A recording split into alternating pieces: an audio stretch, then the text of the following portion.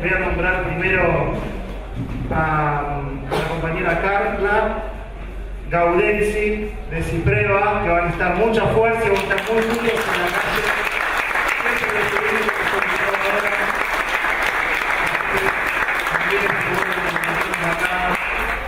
Bueno, nuestro amigo y compañero Mario Santucho, referente de la revista Crisis.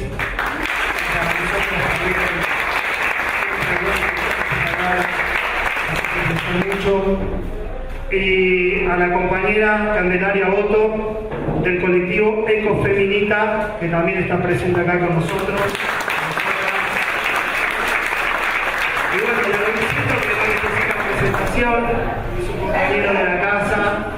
Siempre decimos que para nosotros y nosotras es muy importante que la pelea y el pensamiento vayan de la mano, es un par dialéctico. Las peleas sin pensar se agotan en sí mismas y el pensamiento sin pelea es algo abstracto. Y creemos en ese par dialéctico como una forma de construir nuestros cotidianos, nuestras organizaciones. Y bueno, sabemos que se vienen tiempos más duros todavía de los que estamos viviendo, que fortalecer nuestras organizaciones es una tarea clave, es una tarea vital para el tiempo que viene. Y la vamos a fortalecer y nos vamos a fortalecer no solamente encontrándonos en la calle, sino también encontrándonos en los debates. Así que bienvenido a este debate. Gracias Luis, gracias a todos ustedes también por esta presentación. Y ahora vamos a darle la palabra a quien guste arrancar. Bueno, hola a todos, a todas. Un placer estar acá nuevamente. Hace un par de semanas que tocó estar acompañando a Juan González, presentando otro libro, El Loco. Pasaron cosas desde la presentación de ese libro hasta el día de hoy. Y un escenario que, bueno, Juan planteaba como el más complicado, lamentablemente se hizo realidad. Pero bueno, como acá, seguimos vivos, estamos organizados y nos estamos encontrando. Y de alguna de esas cosas habla el libro. Porque Sindicatos, Estado y Relaciones de Fuerzas, Argentina 1945-2001. Bueno, el libro arranca refiriendo a la primera huelga de los trabajadores y las trabajadoras organizados sindicalmente en Argentina en 1878. El primer registro que tenemos de una huelga organizada sindicalmente. Y la segunda oración del primer párrafo del libro hace referencia a las huelgas generales que los trabajadores y las trabajadoras llevamos adelante contra el gobierno de Macri entre 2016 y 2019. O sea, más de 140 años de organización colectiva de los trabajadores y las trabajadoras. A partir de ahí, bueno, el libro hace un recorte, 45-2001, que en realidad es medio engañoso por una cuestión metodológica. Les adelanto que el libro llega hasta el 2019. Pero bueno, para ser estrictos con la metodología, en el título estaba bueno respetar ese recorte original. Y una pregunta que muchas veces me hacían es, bueno, a ver, ¿qué me voy a encontrar si leo el libro? Y me pareció una buena pregunta para empezar esta charla. Bueno, en primer lugar, algo que no van a encontrar de manera directa, pero sí que espero que se encuentre entre líneas, es una reivindicación de esos 140 años de organización y de lucha. Hay una reivindicación de nuestra historia como trabajadores, como trabajadoras organizados sindicalmente. Y lo segundo que va a encontrar el lector de este libro es un aporte de elementos para entender por qué en algunos momentos históricos las organizaciones sindicales tuvimos más fuerza y por qué en otros momentos históricos tuvimos menos fuerza, tuvimos más debilidad. Un poco de eso la va el libro. Ahora, ¿por qué escribir un libro para dar cuenta de todo eso? ¿Por qué ponerse a ver un periodo tan extenso de tiempo para tratar de cumplir con esos objetivos? Y eso tiene que ver con que en el sentido común está bastante arraigada la idea de que la fuerza de los sindicatos en Argentina tiene que ver, por un lado, con la relación institucional con el Partido Justicialista. Los sindicatos son de Perón.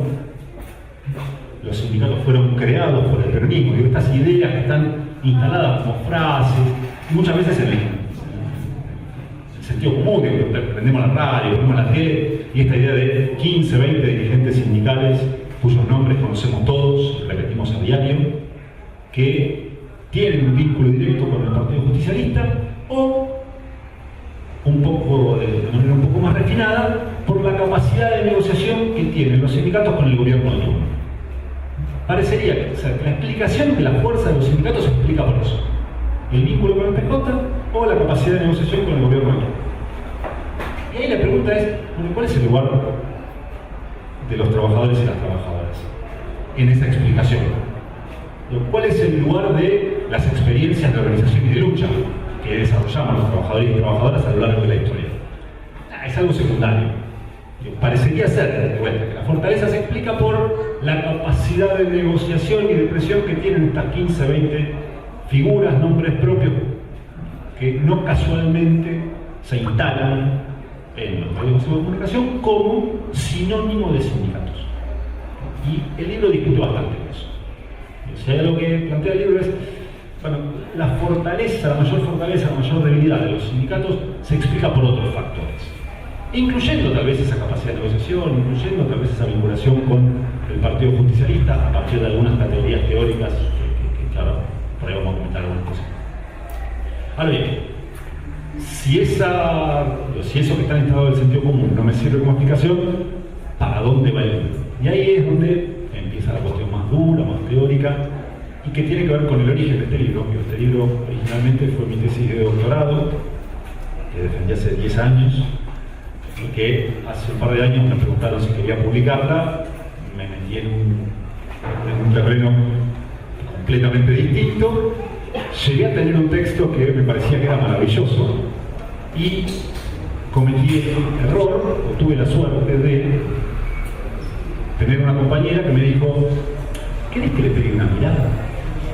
Mi compañera, mi pareja, viene de comunicación, no viene del palo sindical. Me dijo: ¿le puedo pegar una miradita? Vino al otro día y me dijo: ¿vos quién querés que lo lea? Bueno, me interesa que sea un libro que se sustente académicamente, que pueda discutirse en cualquier facultad, pero al mismo tiempo que lo puedan dirigir, lo puedan leer no los secretarios generales de los sindicatos, porque los secretarios generales, tengo a Pablo Becerra, tengo a Carla, tienen una agenda un poquito complicada. Cuando pueden se hacen un tiempito para leer, pero tienen una agenda bastante complicada. Pero me interesaba que estuviera a disposición de segundas, terceras líneas sindicales, activistas, delegados, delegadas, que tuvieran disposición de sentarse a leer un texto duro. Después de toda esta perorata que le dije a mi compañera, me dijo: bueno, no.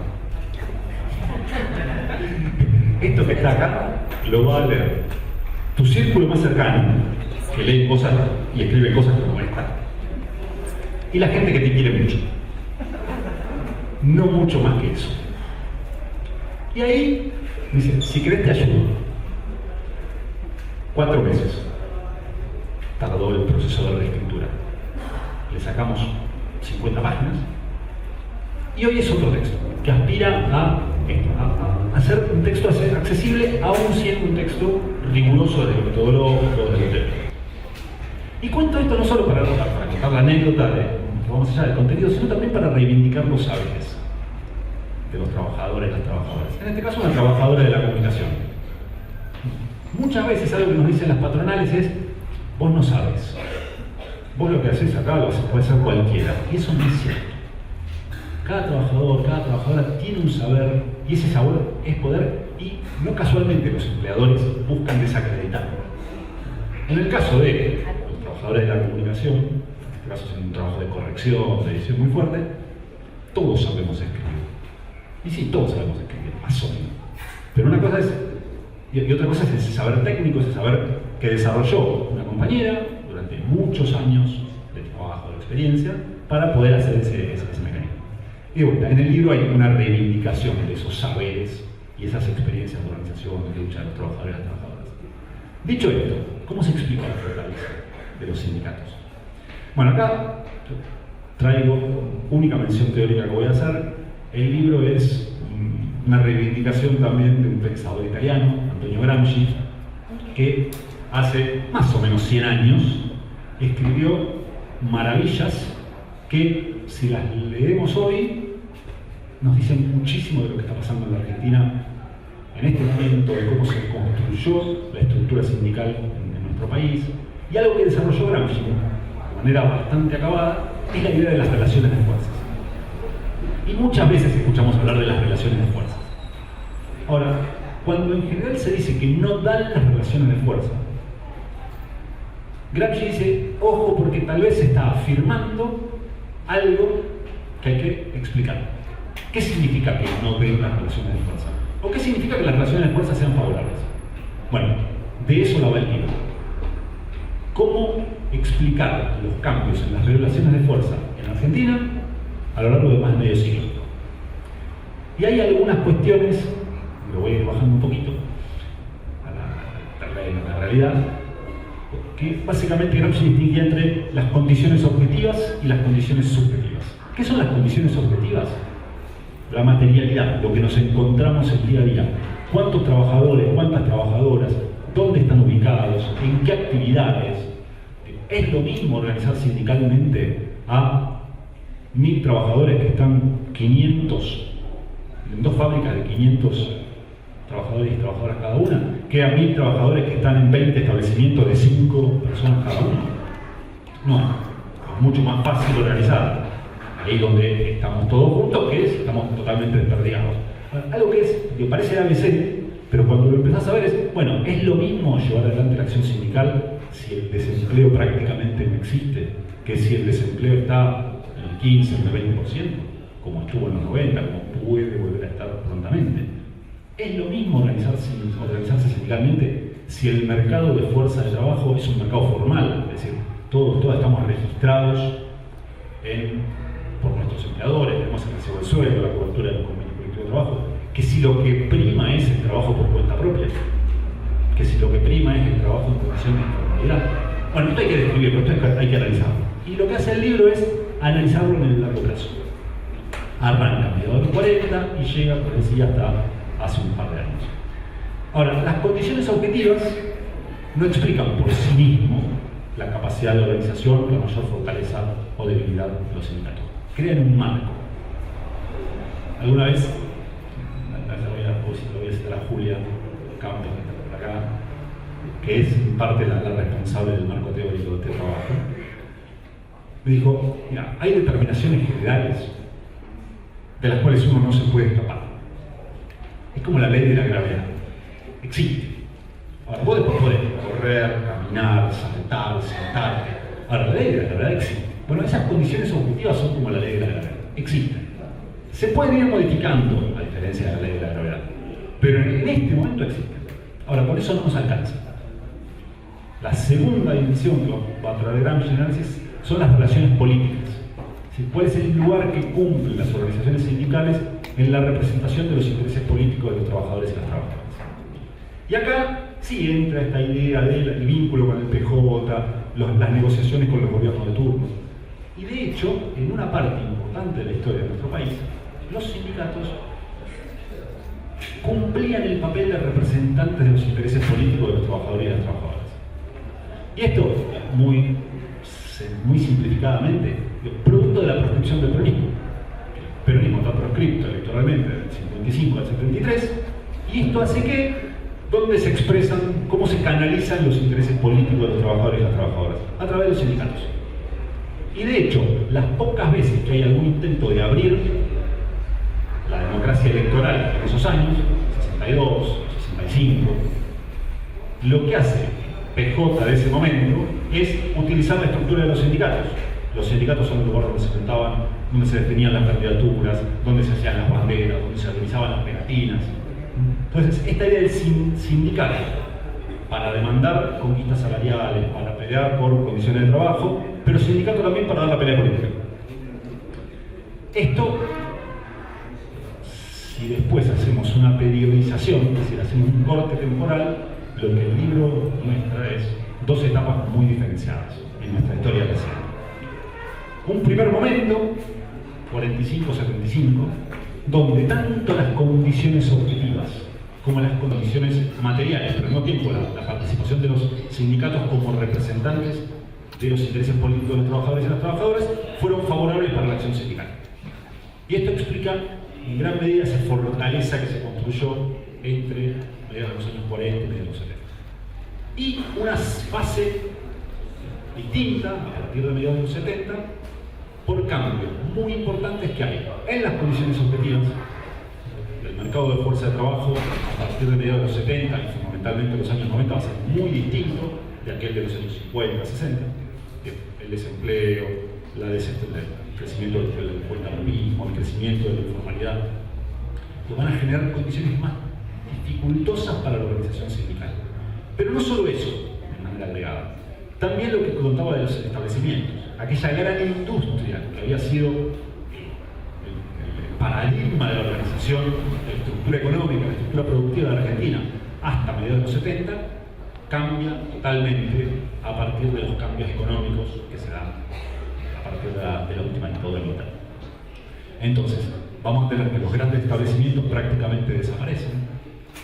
Tenemos que los trabajadores y las trabajadoras se desperdían en pequeños establecimientos, y esto dificulta mucho más la organización sindical. Y la participación de los sindicatos en la representación política de los intereses de los trabajadores y las trabajadoras también va a sufrir un retroceso. Si los sindicatos cumplían un papel fundamental dentro de la estructura del PJ hasta mediados de los 70, eso va a empezar a retroceder a partir del retorno de la democracia. Con la renovación en los años 80, pero fundamentalmente a partir del hito, para mí el punto clave de ese proceso, son las elecciones que posiblemente muchos no nos acordemos acá. Son las elecciones a gobernador de 1991 en la provincia de Buenos Aires. En ese momento se presenta Saúl Ubaldini como candidato a gobernador. Saúl Ubaldini había sido el dirigente sindical por excelencia de los años 80. Todos nos acordamos de Ubaldini. Pocos nos acordamos que en esas elecciones, en las cuales va contra Dualde, sacó el 2% de los votos. Ese es el punto culmine en ese retroceso de la participación de los sindicatos como canalizadores de los intereses políticos de los trabajadores. Y en el medio, algo que tiene que ver con la estructura sindical. En la primera etapa se había consolidado en nuestro país una estructura sindical que estaba lejos de reducirse a esos 15, 20 dirigentes sindicales.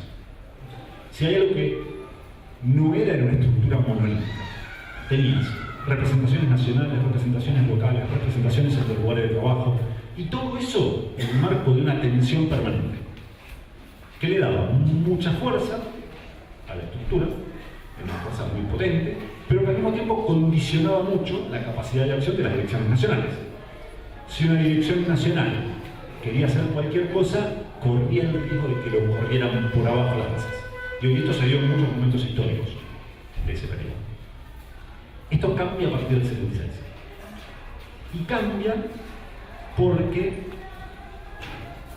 algo que no dice el libro, porque me parecía un poco provocador, pero lo sugiere, Videla aprendió de Aramburu. Aramburu, presidente, dictador, 1955-1956, lo que hace es descabezar el movimiento sindical. Saca a todas las cúpulas. Y el resultado de ese proceso, de ese movimiento, la reacción de ese movimiento fue que se generalizó el conflicto. Y no tenía con quién dialogar para administrar el conflicto. De hecho, 56 y 57 son los años de mayor conflictividad obrera de la historia de nuestro país. Videla, 20 años después, aprende de eso. Y la política sindical de la última dictadura es la inversa de la política sindical del mundo. Si miramos cómo quedó la estructura sindical a partir del 84 en adelante, formalmente no vamos a ver muchas diferencias con la estructura sindical previa al 75. Pero lo que pasó fue que hubo un cambio en los equilibrios de poder internos. La dictadura militar, la última dictadura militar, apunta a la represión contra los delegados, contra los activistas, contra las funciones internas. Entonces, a la salida de la dictadura, esa estructura sindical queda más debilitada frente al capital con el efecto paradójico que las direcciones sindicales se fortalecen en la interna. Ya no tienen tantas bases que le hagan un quilombo por abajo. Bueno, esto es como explicación de dos grandes fases, 1945, 1975, 1976, 2000. Para terminar, pasarle la pelota a los invitados.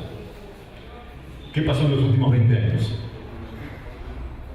Bueno, en el libro mi hipótesis es que hubo una reversión parcial de ese retroceso de la etapa anterior.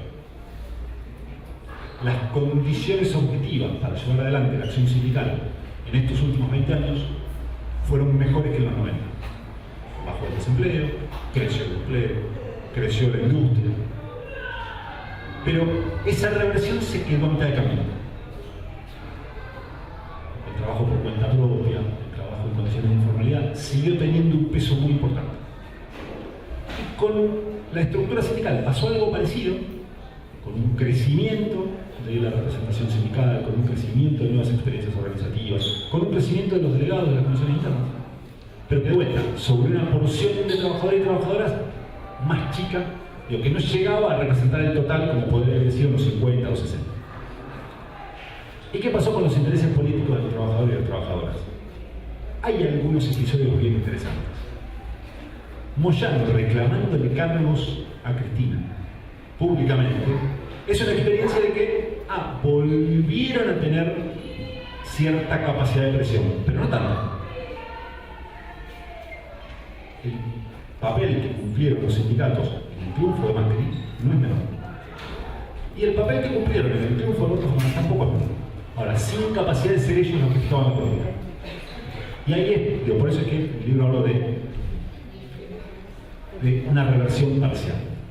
La pregunta por los desafíos, y acá sí te voy a abrir la palabra a estos tan queridos amigos, colegas, es, bueno, ¿cómo se sigue a partir de ahora? El libro terminó en el 2019, vino la pandemia, ahora viene una situación bastante más complicada. Pero por un lado esa fortaleza sigue estando. Tal vez más debilitada, tal vez más cascoteada, pero sigue estando. ¿Cuál va a ser el papel? Una fortaleza a veces es un lugar que sirve para planificar ataques. En otros momentos sirve para defenderse. Sirve como refugio.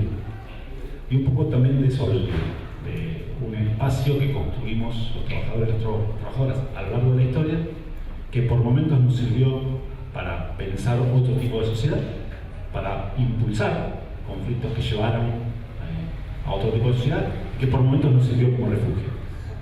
¿Cuál va a ser el papel de esa fortaleza en lo que viene? Bueno, en todo caso, como pregunta abierta para pasar la pelota a los compañeros. Bueno, muchas gracias. Algunas líneas que me parece que en esto de que ganó un candidato que es tan una figura tan, quiero decir, estrafalaria pero incógnita, ¿no? Tan incierta en relación a plan de gobierno y en relación a programa económico, por más que sea un economista y por más que sus banderas hayan sido consignas económicas. Creo que hay cosas que podemos saber, por más que no sepamos exactamente quién va a ser el ministro de Economía o el presidente del Banco Central, o si la dolarización va a ser algo de primera generación, de segunda, y tampoco sabemos exactamente qué quiere decir primera generación y segunda generación, y eso no es un problema de nosotros que no sepamos, sino que ni siquiera ellos saben exactamente qué tipo de plan van a tener y van a poder ejecutar. Sí podemos marcarlo en una tradición económica que tiene que ver con una tradición económica ortodoxa, que tiene que ver con el consenso de Washington de los 90, que tiene que ver con un ideal parecido a lo que hizo Carlos en los 90 y que va a tratar de desregular, flexibilizar y privatizar todo lo que pueda, delegarle al mercado, se lo va a delegar, como ha dicho en tantas declaraciones. Creo que eso peca de alguna ingenuidad en relación a la crisis actual, que se entiende a la crisis actual como una crisis donde el Estado está sobrerepresentado, el Estado está sobrefinanciado, como si el Estado tuviese todas las riquezas que tenía el Estado de los 90 y que el Carlos se dedicó a privatizar. La realidad es que hoy en día el Estado no tiene tantas empresas para privatizar, no tiene tanto para destruir, porque es un Estado que, como decía Luis, en relación a esto que me quedó de reversión parcial, también una reversión parcial en relación a esa dinámica que se dio en los 90 en las últimas décadas. Entonces tiene menos para avanzar en ese sentido, pero de todas maneras sigue teniendo mucho poder de daño, e incluso en las últimas semanas, cuando ahora Milei parece más un macrismo de segunda generación, y que muchos respiramos igual, ¿no? Parece macrismo de segunda generación, y ahí creo que marca un poco el clima de época. Bueno, todavía tiene mucho poder de daño, o sea, estamos en el marco del programa con el Fondo Monetario justamente por el poder de daño que tuvieron en el gobierno de 2015-2019, estamos endeudados a 100 años por quien ahora está acompañando al próximo presidente en esta gira por Estados Unidos para ver si consiguen efectivamente empezar un nuevo ciclo de endeudamiento, en dólares para pagar gastos en pesos y un montón de discusiones que vuelven y que hacen parecer esto a un 2015-2019. Tampoco la economía es la de 2015 y tampoco hay espacio en esta economía con 140% de inflación y con el malestar que tenemos para la red regular de la flexibilización y salida del cepo tan fuerte como fue en 2015. Entonces creo que en esta tierra incierta lo que podemos saber es que va a haber un ataque feroz en relación a todo lo que se pueda ajustar en el fisco. El claro, para mí lo más claro es, bueno, no hay plata, esa declaración de no hay plata, y ese no hay plata tiene que ver, bueno, no hay plata para los salarios, no hay plata para las jubilaciones, no hay plata para las transferencias, no hay plata para la obra pública, no hay plata para las provincias. Eso va a ser el bombardeo que vamos a empezar a tener, no hay plata. Y en realidad ese no hay plata, bueno, hay que ver, porque plata va a haber, el tema es para quién va a haber plata, y ahí creo que esa es la discusión que tenemos que empezar a tener en esto que venimos perdiendo, que es un poco ese sentido común, que yo dudo que sea el sentido común, creo que es más el discurso público, ¿no? El discurso de lo que nos muestran los medios y también la palabra que se reproduce en relación a, bueno, parece lógico decir que no hay plata en esta economía. Y parece que en algún punto el voto a Javier Milei, o lo que él quiere pensar que es el voto a Javier Milei, fue por, bueno, la gente bancó este programa económico, la gente quiso, votó un ajuste fiscal profundo, votó una reforma estructural del Estado, y yo genuinamente no creo eso. Creo que la gente vota con esperanza, o no compartir esa esperanza, o entender que no hay una esperanza en un programa de flexibilización como el que plantea Javier Milei, pero hay que ver qué tanto puede avanzar en ese voto de esperanza, que rápidamente se va a sentir traicionado si efectivamente la economía empieza a andar peor, porque a la crisis de ingresos que tenemos ahora y al que la plata no alcanza se le va a empezar a sumar el desempleo, los telegramas de despido, una situación que no veníamos teniendo en los últimos años, por más que veníamos acumulando otros problemas. Bueno, ahora se va a sumar un problema nuevo que tiene que ver con directamente la falta de actividad.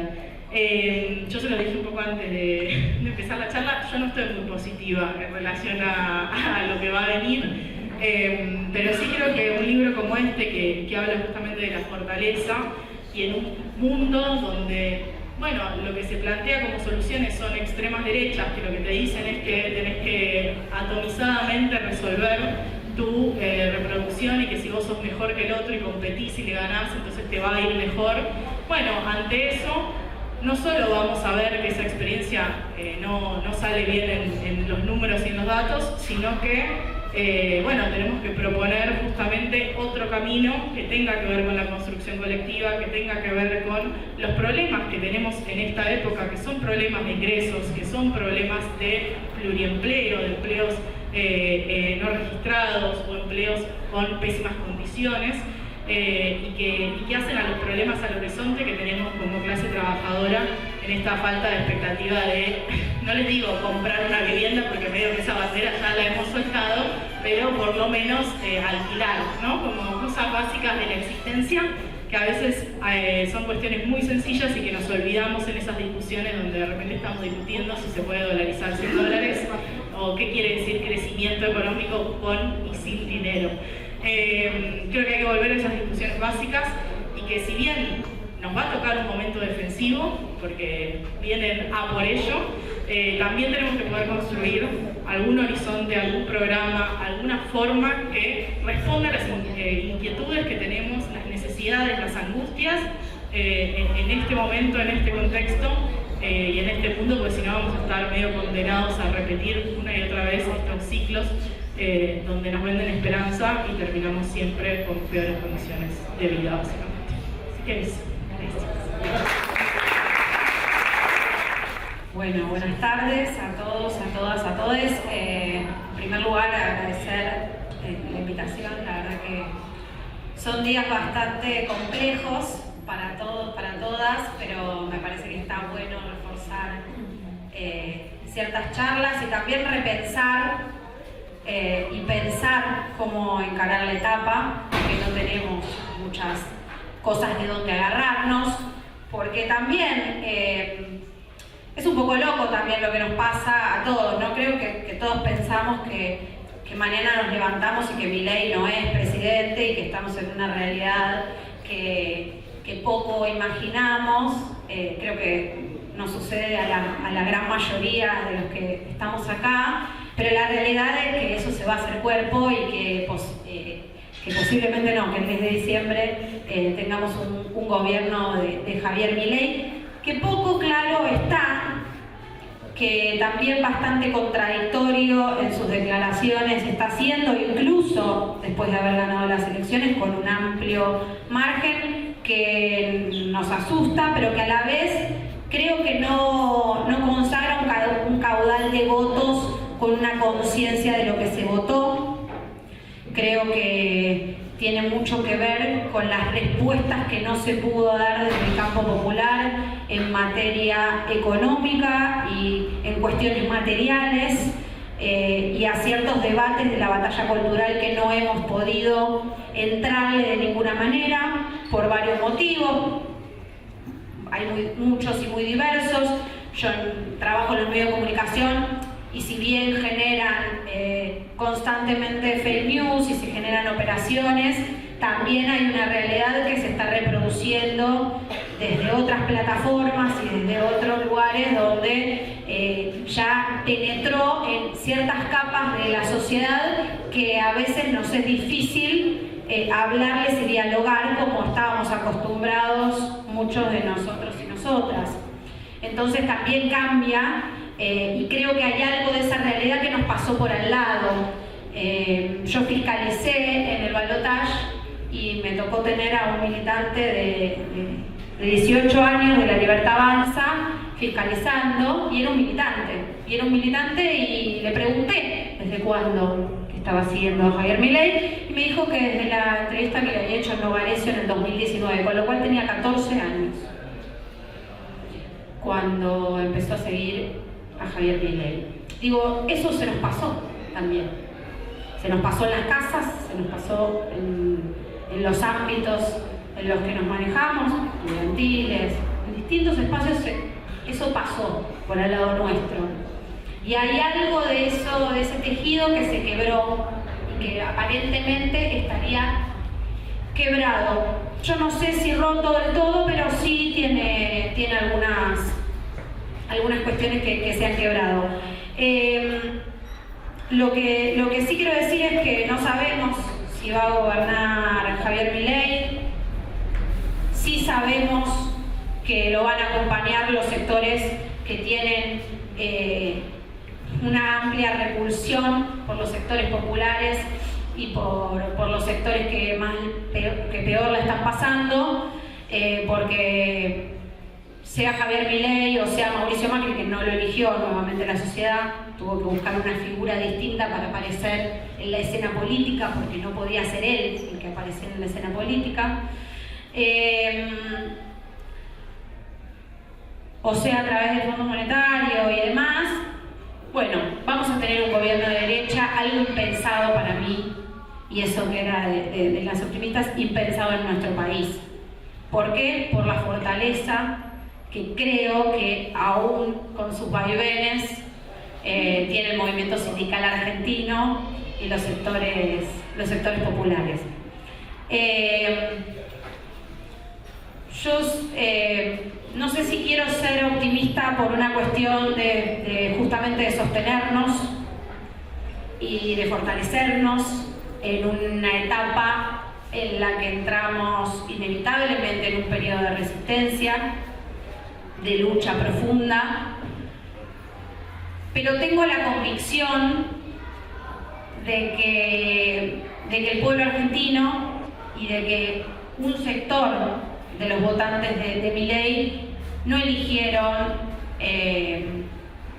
que cada vez tengamos más trabajadores públicos en la calle, que no haya escuela pública, que no haya salud pública. Creo que sí aceptaron el discurso de que tiene que haber algún ajuste, pero no sabemos cuál es ese ajuste. Y creo que hay algo que se está diciendo en estos días. A nosotros nos pusieron en el ring el primer día con los medios públicos y obviamente creo que eso lo que hizo es fortalecernos ante la brutalidad. Lo que generó es que las asambleas y las situaciones que empezamos a vivir los trabajadores adentro de los medios públicos tiene que ver con una sensación de poder, de confianza en que podemos mostrar que los medios públicos existen en todo el mundo, que tiene que salir a decir que no ajusta TELAM o los medios públicos por una cuestión presupuestaria, sino simbólica. Digo, allá entramos en otro terreno de la discusión, porque si ya no es por una cuestión de presupuesto o de ajuste, ya estamos entrando en otro terreno de la discusión. Lo mismo creo que va a pasar con YPF o con aerolíneas. Creo que hay una discusión ahí a dar de justamente lo que decía Candelaria de, bueno, si la sociedad va a estar dispuesta a que los costos los siga pagando la no casta, porque está claro que no somos la casta.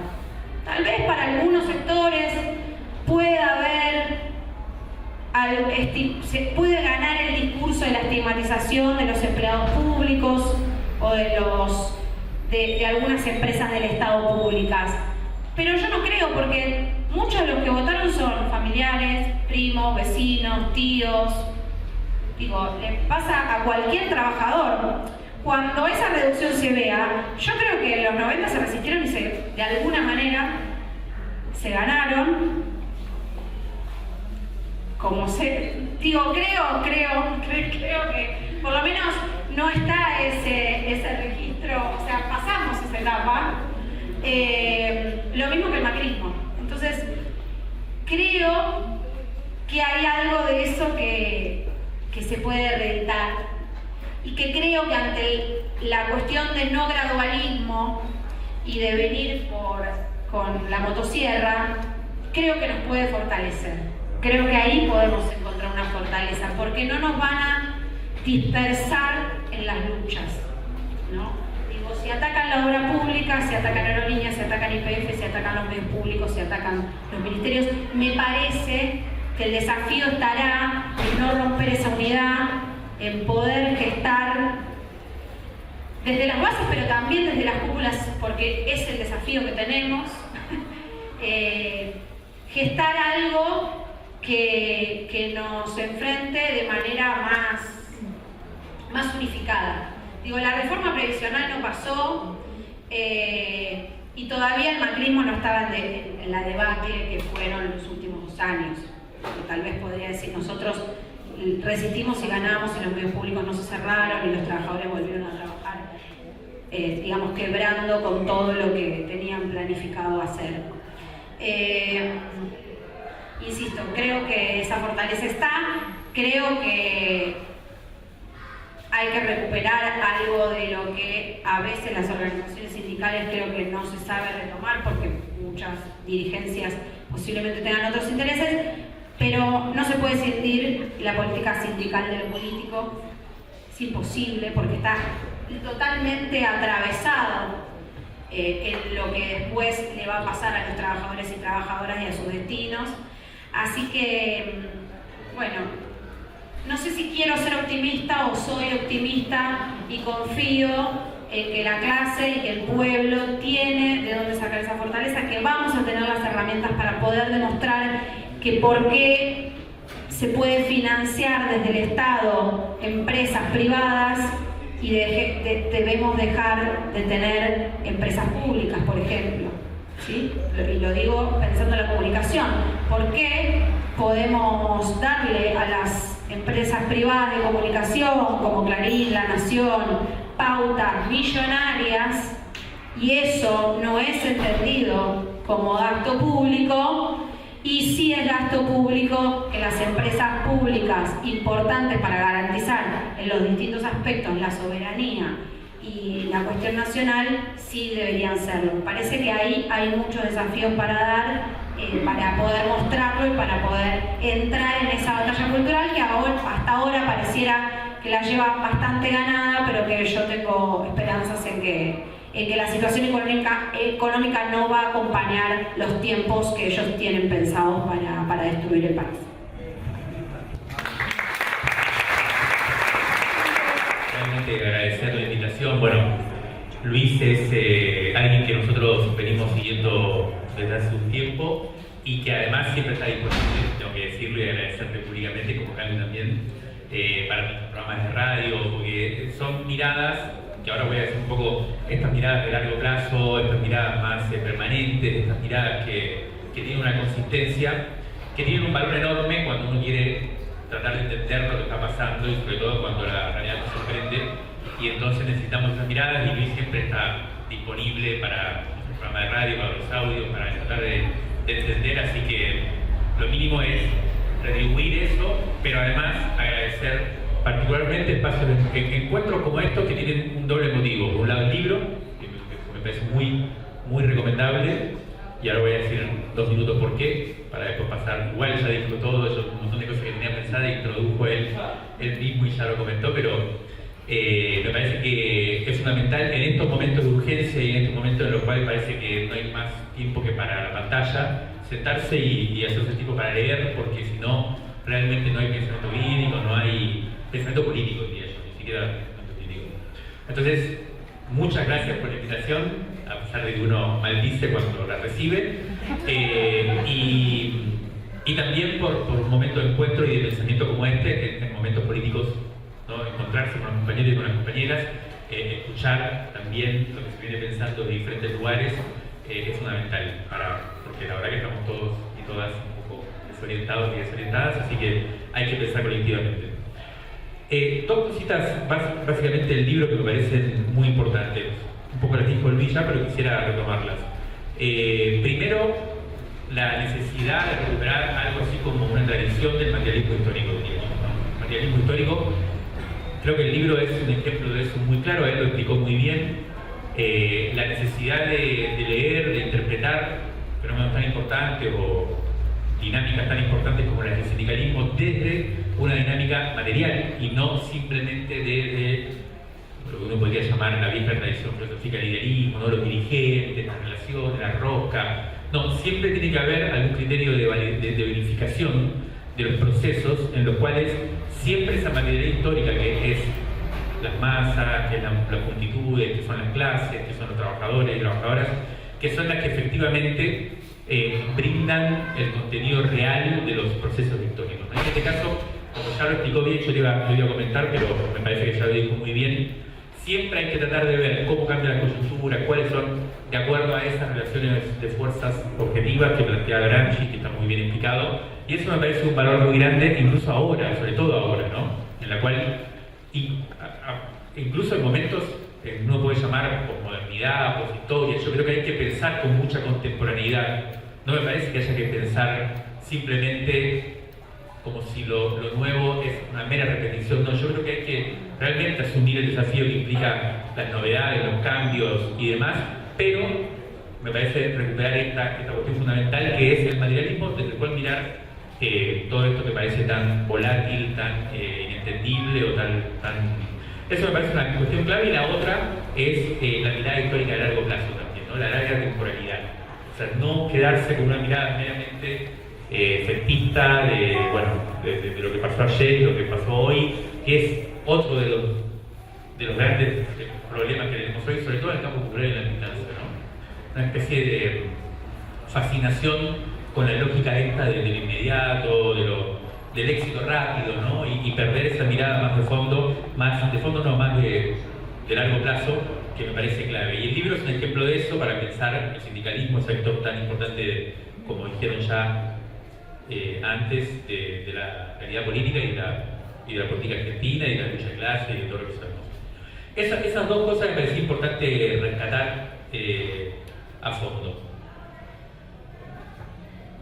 Hay una segunda cuestión que me voy a meter ahora y que ya tiene que ver con el libro también, pero con las reflexiones que tenemos hoy, y que tiene que ver con el título, la fortaleza. Me llamó mucho la atención el título, la fortaleza, me quedé pensando, hoy apareció ya acá también, y la comparo, les voy a mostrar la tapa de la revista Crisis última. No es para hacer publicidad un poco también, pero miren qué interesante que la tapa es la fuerza, ¿no? El título de tapa es la fuerza, y es una carta de tarot que utilizamos especialmente para este momento, de una mujer que está domando a un león, ¿no? Es una carta de tarot efectiva y se llama la fuerza. Y me llamó la atención por qué la fortaleza, ¿no? Ya que lo dijo, yo lo pensaba decir también. Y esto lo quiero decir, y quiero acá plantear un rescate del pensamiento teórico más importante del libro, que es Gramsci. Y quiero un poco, a pesar de lo que decían las compañeras que me antecedieron, yo creo que es un momento para el pesimismo. Y creo que para hacerle realmente honor a Gramsci, 1000 veces dijimos lo del pesimismo de la razón y el optimismo de la voluntad, y este es el momento para que esa frase se haga carne y no la hagamos, no la repitamos simplemente como una frase bonita. Este es el momento para mí en el cual tenemos que tener un real pesimismo de la razón y sí un optimismo de la voluntad, que es básicamente lo fundamental de la militancia, ¿no? Somos militantes porque tenemos ese optimismo de la voluntad. Ahora, también somos seres políticos, críticos y demás, y creo que hoy es un momento para el pesimismo de la razón. Y yo ahí diría algo que dijo Carla ya antes, y retomaría, que es, me parece que es un momento particularmente importante para la autocrítica también. Entonces, lo que pasa, lo que estamos viviendo es porque, Carla decía, el campo popular no estuvo a la altura en su momento, uno sabe, está hablando de gobierno, pero yo creo que también hay que decir de la militancia de nosotros y nosotras mismas.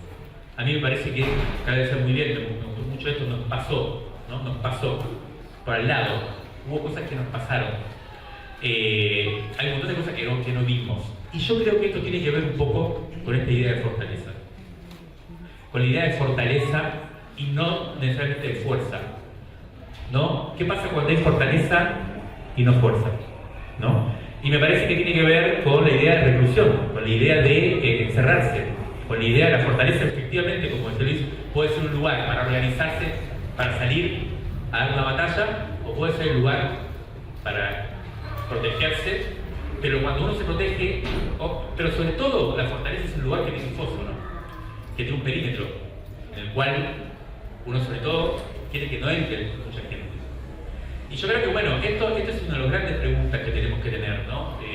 Sobre todo, me parece a mí desde el sindicalismo, yo no soy militante sindical, y en todo caso acepto después que me cuestionen, digamos, pero yo creo que uno de los grandes problemas, Luis también lo dijo, del sindicalismo es que cada vez se restringió más por los cambios de las relaciones de fuerza objetivos, por los cambios de los modelos de producción, por un montón de cosas, pero efectivamente el sindicalismo eligió de alguna forma reducirse a ese universo laboral que cada vez es más chico, y que yo creo que Luis, por lo menos, no sé si me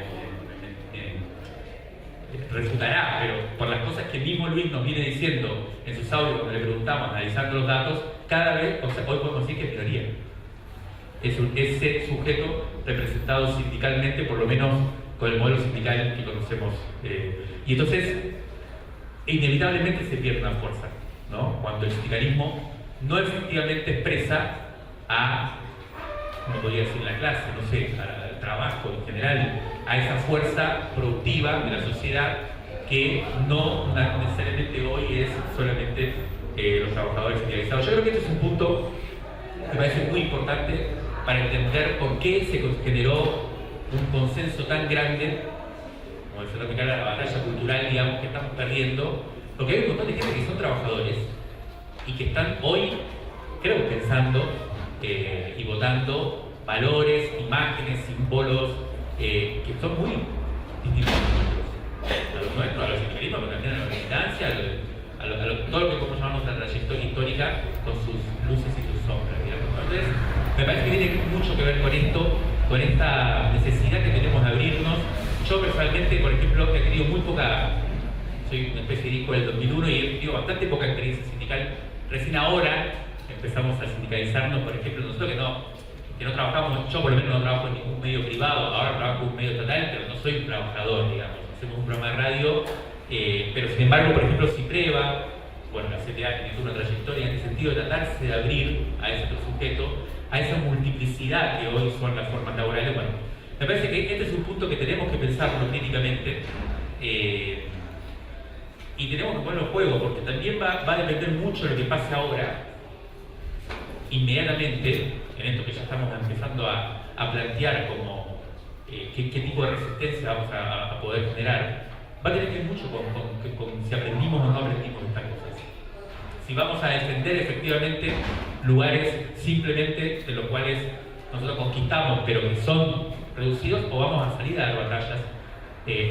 Vamos a tener que pensar qué hacemos con esa gente, con ese sector popular tan grande. Los sectores populares ganó Milei. En los jóvenes ganó Milei. O sea, no podemos pensar una resistencia eficaz si no logramos conectar con esos sujetos. Y para conectar con esos sujetos, evidentemente, hay cosas que se nos pasaron, como decía Carly. Y para terminar, rápidamente, yo quisiera plantear que también en ese materialismo histórico que hay en el libro, hay un juego con las fechas que me parece muy interesante, y ahí, en todo caso, a mí sí me parece que hay preguntas que pueden llevarnos a cierto momento de optimismo, y que tienen que ver con que no siempre los momentos, creo yo, más complicados, incluso desde las relaciones de fuerza objetivas, son momentos políticamente estériles, o momentos políticamente negativos. Yo creo eso. Creo que también la historia tiene que tener muy en cuenta las relaciones de fuerza objetivas, tiene que tener muy en cuenta las cantidades que están en juego, y también tiene que tener un espacio muy grande para la contingencia y para lo que no está previsto, ¿no? Y ahí hay un juego interesante. Por ejemplo, en el libro aparecen momentos en los cuales se plantea esta relación compleja entre el sindicalismo o entre las expresiones políticas de los trabajadores y el sindicalismo, y cómo el sindicalismo a veces no está del todo a la vanguardia, ni siquiera podemos hacer a la vanguardia, como no está a la altura de ciertos momentos y es desbordado, ¿no? Pero son momentos que después terminan mal. Por ejemplo, uno es el 54, otro es el 75, dos momentos importantes en los cuales efectivamente las luchas sindicales, las luchas de base de los trabajadores desbordaron en su momento el sindicalismo y bueno, terminaron con dos dictaduras, digamos, y con procesos complejos, pero también hay momentos en los cuales no son así. Y yo ahí me parece que, por lo menos personalmente, me parece interesante poner estas fechas en juego, digamos. Hay momentos en los cuales las formas de acumulación tradicionales del campo popular no aparecen con tanta expresión, y sin embargo son momentos en los cuales yo creo que ha habido victorias importantes de los sectores populares, y uno es el 45 y otro es el 2001, ¿no? Son los dos momentos también en los cuales, y acá hay una cosa que quería cerrar con esto porque tiene que ver con la relación entre lo sindical, lo económico, la lucha económica, uno podría decir incluso en su sentido más dirigido, que yo creo que Luis reivindica y me parece muy importante, la lucha económica como tal, obviamente fundamental, pero es verdad que cuando se vuelve corporativa es un problema. Y entonces ahí la pregunta por el pasa al segundo momento de las relaciones de fuerza política, que son el momento político propiamente, ¿no? Subjetivo. Y ahí hay un planteo en un momento que la pregunta es si uno se mueve, si el pueblo, si los trabajadores muchas veces se mueven y asumen un desafío político para defender un bienestar que está amenazado o por un malestar que quiere expresarse. Y ahí donde, bueno, Luis dice y demuestra históricamente que no es importante uno u otro. Ha habido experiencias, yo creo que la del 45, en la cual un movimiento obrero incipiente, un movimiento sindical que estaba constituyéndose, reacciona y genera un acontecimiento político en defensa, ¿no?, de una especie de bienestar que podría estar y podría estar perdiéndose, y el 2001 es todo lo contrario. Es un acontecimiento político impresionante, para mí una victoria popular gigante, que se da por un malestar que rompe lo dado y abre un nuevo horizonte. Creo que, aunque no han reconocido como tal, el 2001 es el 17 de octubre del kirchnerismo. Y me parece que ahí también hay momentos en los cuales, momentos de peligro, momentos muy complejos, momentos en los cuales no veíamos la salida, que no había una acumulación, como uno podría decir, tan evidente, y sin embargo hubo triunfos políticos. Entonces, con esas imágenes que cerrar para no ser tan específico. Me acuerdo que hace unos años hay una teórica estadounidense que escribe muy complicado, entonces yo a veces me peleé un poco, que se llama Nancy Fraser, y que decía, bueno, los demócratas y los republicanos los cataloga a todos como neoliberales. Y yo leí eso y dije, qué exagerada. O sea, Nancy, qué exagerada, no me parece. Y esas lecturas me vuelven todo el tiempo, porque tiene que ver al fin y al cabo con lo concreto, con las políticas que se toman, con lo material, con la posibilidad de mejorar la vida de las personas, como si fuese algo externo, pero la vida de nosotros y de nosotras mismas. Yo esto lo digo siendo mujer, columnista, inquilina de esta ciudad. Son las preocupaciones que tengo yo, que tienen mis amigas, donde yo, que no tengo un trabajo formal, que no tengo un trabajo en relación de dependencia, que no cobro aguinaldo, que no tengo vacaciones pagadas, digo, que no tengo las cosas que tenía el horizonte de la clase trabajadora del siglo XX, si me comparo con amigas de mi misma generación, soy una privilegiada. O sea, imagínate lo mal que están mis amigas, que por ahí sí tienen relación de dependencia, pero que ganan menos, o que tienen directamente la informalidad total y tienen que pagarse ellas mismas el monotributo. Digo, siempre se puede estar peor, pero tiene que ver con bueno, lo mal que estamos. Y lo mal que estamos es producto de gobiernos de extrema derecha, pero también es culpa de gobiernos que nos llevaron hasta acá. Es culpa del gobierno de Alberto Fernández también. Y es culpa para mí en donde sentimos la derrota o en qué momento sucedió esa derrota. Para mí el caso de Vicentín fue claro, ¿no? Porque se quería avanzar en algo y por 100 personas en Rosario se definió que no se hacía. Y tiene que ver no por Vicentín en concreto, sino por Vicentín en abstracto, lo que representaba Vicentín, ¿no? Bueno, volver a la idea de una empresa pública, volver a tener un horizonte un poco más grande. Yo siento, y por eso decía que había un voto esperanzador en las juventudes que votaron a Milei, que hay un voto esperanzador en que hay un horizonte más allá. Yo no adhiero a que se puede llegar a ese horizonte dejándolo a la libertad del mercado, porque la historia económica demuestra que eso no sucede, que el mercado termina siendo para pocos y no resuelve los problemas de las mayorías. Pero por lo menos te está diciendo que hay un camino para resolver los problemas que tenés, en vez de decirte no, eso no se puede hacer ahora. ¿Por qué? Bueno, porque la correlación de fuerzas no da, porque no pudimos, porque no llegamos, porque no nos da, porque... Bueno, si vos no podés, entonces venga alguien que tenga la voluntad política de que pueda. ¿Tiene la preparación teórica? Yo te voy a decir que no. ¿Tiene la preparación, tiene el apoyo institucional? No. Bueno, hay una crisis de representatividad. Entonces, evidentemente es como esta idea de tiempo para un loco. Y bueno, porque todos los que decían representarnos, evidentemente no nos representaban. Massa tuvo el apoyo de cualquier sector que podía firmar una carta. No sé, digo, nosotros cuántas cartas firmamos diciendo que votábamos demasiado. Yo nunca en mi vida firmé tantas cartas. Cualquier cosa que tuviese algo de representación firmaba una carta diciendo que había que votar a Massa o que era un voto anti-Milei. Bueno, eso no funcionó.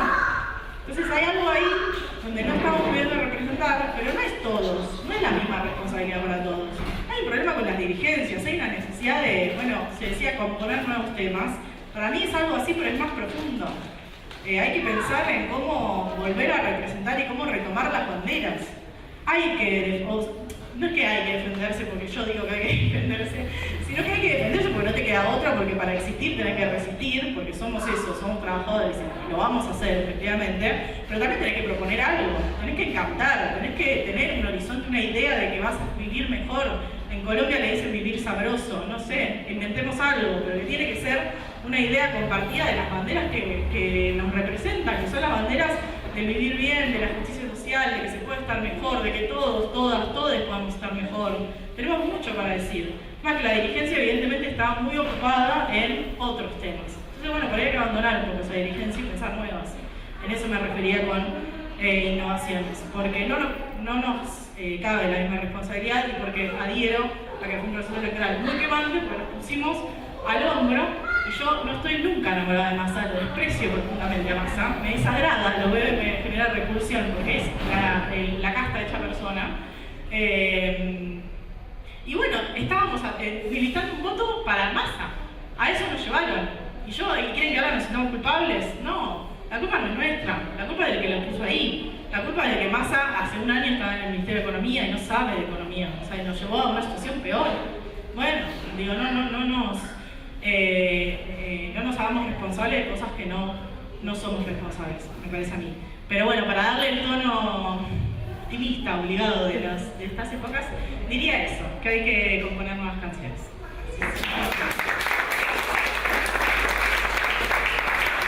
Cualquier indicador laboral del periodo 2011-2019 está muy mal. Está muy mal. Si a eso le sumamos la pandemia, los indicadores laborales de las condiciones de vida están horribles. Era así como era esperable, dadas las condiciones materiales, la derrota de Macri en 2019. Era esperable la derrota de Alberto Fernández en 2023. Un compañero, charlando en una actividad con un compañero de Seguridad Nacional, yo le decía, no hay forma de que el ministro de Economía del 150% de inflación gane las elecciones, por más apoyo institucional que tenga. No hay forma. Tenemos que prender fuego todos los libros de ciencia política. Después de la primera vuelta, me mira, me dice... Dije, bueno, tal vez tengamos que prender fuego todos los libros. No hay que prender fuego ningún libro. No hay. Es cierto que hay que ver qué libro leemos para entender lo que ganó. Pero, de vuelta, si miramos la materialidad previa, una persona que nació en 1993, o sea, entre 30 años, entró al mercado de trabajo en 2011. O sea, todo arranca abajo. Es una persona de 30 años. O sea, y de vuelta, en un mercado de trabajo bastante complicado. Entonces, mirando la materialidad, bueno, yo creo que uno entiende parte de lo que nos pasó. Ahora es cierto que la materialidad no determina, esto plantea muy bien Marca.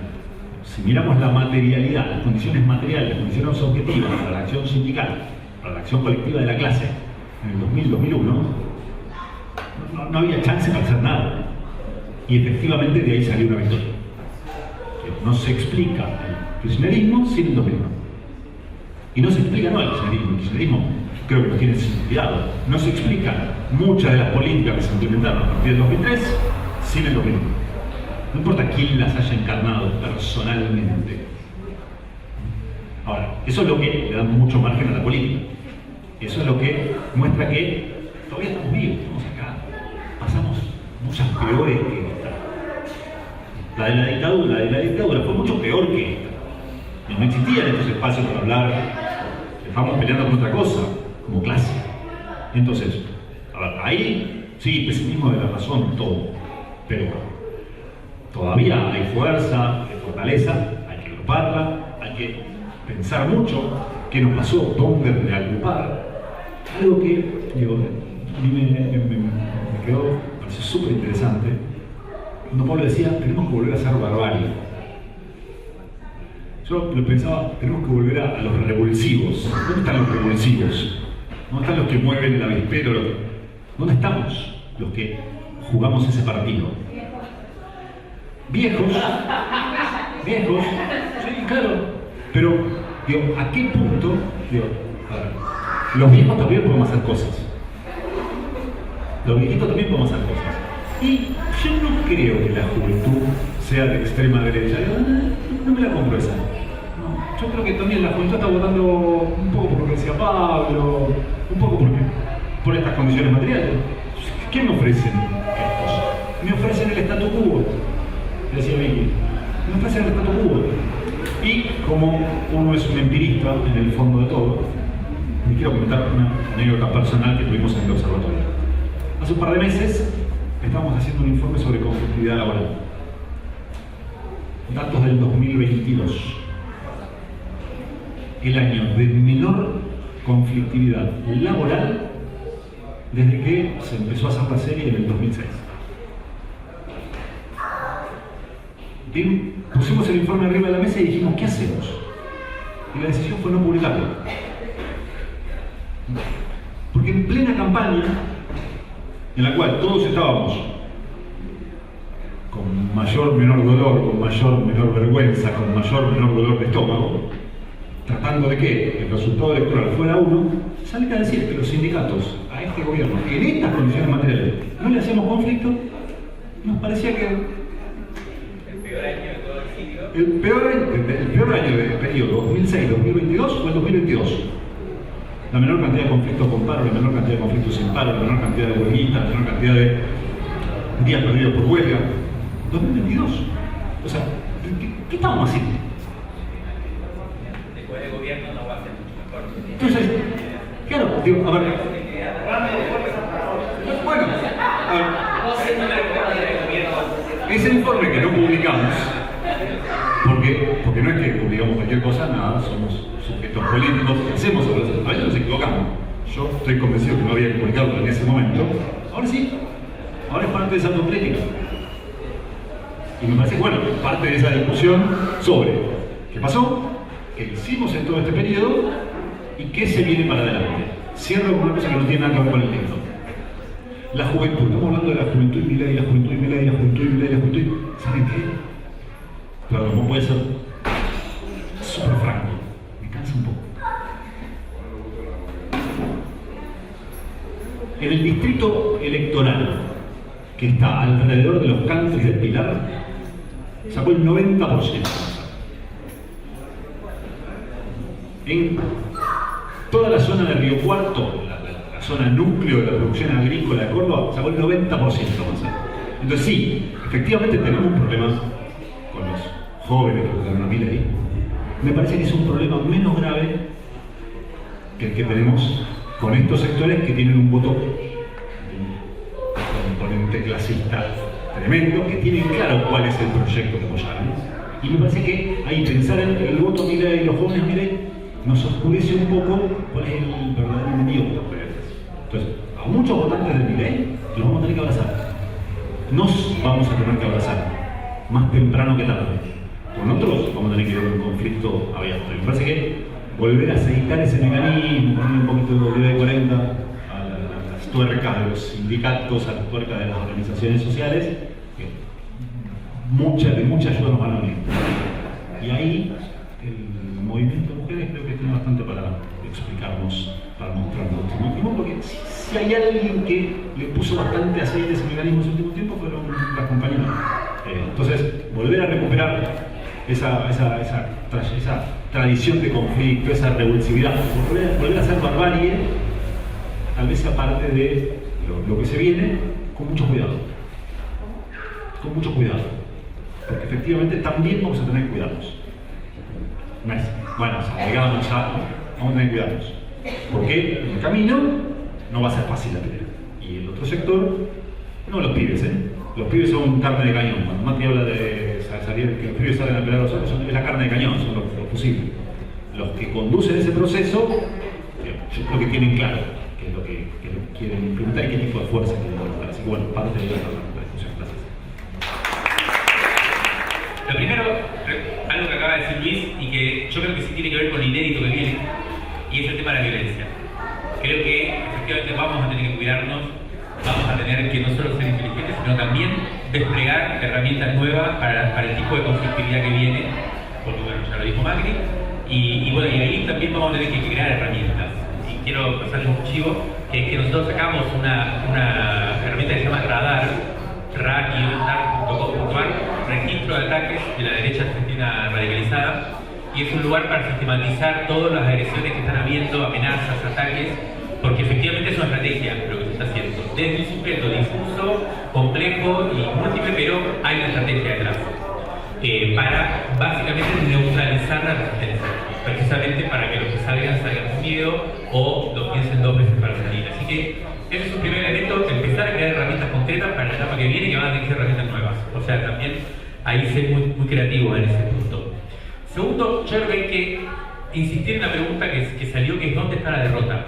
Efectivamente. Yo creo que para mí claramente la derrota no está el día que cierren el Ministerio de Mujeres, ni está el día que cierren la Radio Nacional que nosotros hacemos el programa, sino que está el día que nos enamoramos de Massa. Yo creo que hay que decirlo. O el día que no nos enamoramos, pero lo militamos. O el día que hasta ahí, o sea, ese día, o también puede ser antes. También puede ser antes, no podemos ver. No, puede ser que fue antes, pero ese día yo creo que ya, digamos, no solo que ya ahí tuvo la derrota, sino que ahí nosotros empezamos a actuar como derrotados.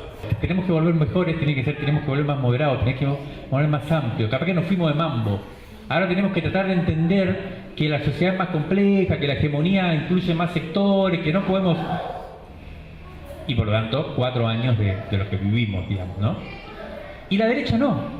La derecha sacó un balance, y es el balance que ganó en las elecciones. Porque nosotros decimos, no podemos ganar las elecciones si volvemos a zarparnos, a decir que hay que ir por todo, esas cosas. No, esos piantavotos. Mirá la derecha. Perdió en el 2019 y dijo, no fuimos a fondo. Yo creo que eso es, para mí es clave. Y es otro elemento fundamental de la derrota. Que es que nosotros la conclusión que hacemos es que tenemos que moderarnos. Y entonces somos status quo, no hay posibilidad de no serlo. Mientras que, si alguien quiere generar esperanza, va a tener que decir, hay un futuro posible que no sé qué carajo es, porque la verdad que nadie sabe muy bien qué carajo es, pero por lo menos apuesto a algo que entusiasme y que den ganas de romper esta vida de mierda que es la que tenemos. Y por último, yo creo que está perfecto, por supuesto que nadie se opone a las fortalezas, pero las fortalezas si siguen dejando afuera a la barbarie, como dijo el compañero y ya se repitió, si siguen, y creo que se está dejando afuera a la barbarie, hay que hacerse cargo de eso. Las fortalezas están dejando afuera la barbarie. Sin la barbarie no va a haber resistencia eficaz. No va a haber. Nos van a arrasar. Para mí hay que hacerse cargo de eso. Si la fortaleza no se abre a la barbarie, o sea, al malestar, no se abre a esa sensación de que esto no está bien, esto, lo que tenemos, no está bien, me parece que estamos perdidos. Yo la verdad que me cuesta, a diferencia de muchas de las cosas que se dijeron, pensar en una derrota. Pienso que en tal caso estamos ante una etapa muy compleja y con varias batallas perdidas. Pero pensar en una derrota sería pensar en que no podemos ir a buscar a esos jóvenes, en que no tenemos la fortaleza para dar la lucha a los sectores populares y en los sectores de los trabajadores. Entonces prefiero pensar que hemos perdido algunas batallas dentro de esto que de alguna manera yo decía que vamos perdiendo en la batalla cultural. Porque los que la están pasando mal son los compañeros que hoy se están dando cuenta que votaron posiblemente su telegrama de despido, y los tenemos que abrazar y decirles que viene la resistencia y viene la lucha, y es por ellos y ellas adentro. Y lo digo porque a mí me pasó que el domingo sentí el golpe de la batalla perdida. Yo sí, para militar a Massa, tuve que, no sé si enamorarme la palabra, creo que es demasiado, pero sí creo que lo hice desde el lugar del mayor compromiso que uno puede encontrar para decir, bueno, había que poner un freno a lo que nosotros sabíamos que se podía venir. Como digo, el domingo fue el momento de enojarme, de llorar, de angustiarme. El lunes ya estábamos en el ring.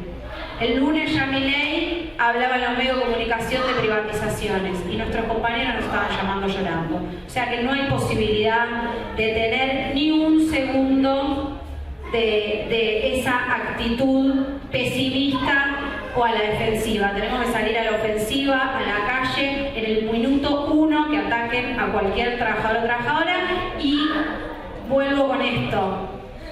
Creo que sería una derrota si no viéramos en el horizonte que podemos ir a buscar a muchos de esos familiares, de esos estudiantes, de esos jóvenes o de esos trabajadores que mismo en nuestra agencia pública votaron a Milei y me dijeron hoy ya me quiero matar. Tenemos que ir a buscarlos y ese es el optimismo que no podemos darnos el lujo si queremos construir otra música distinta. Creo que también se vio que no ganaron la rosca en la superestructura. Los que hicieron gestión y los que pudieron llegarle a la gente han podido llegar a mantener lugares de dirigencia. Y los que no, la han perdido. Entonces, o que subestimaron en muchas ocasiones ese poder del pueblo. Así que me parece que me sigo reafirmando en ese lugar de que no podemos no ser optimistas, de que tenemos que pasar a la ofensiva y no pensarlos en una resistencia defensiva y que no nos derrotaron, por eso podemos ir a buscar a todos y cada uno de los compañeros que salieron a votar una opción que les viene a quitar derechos.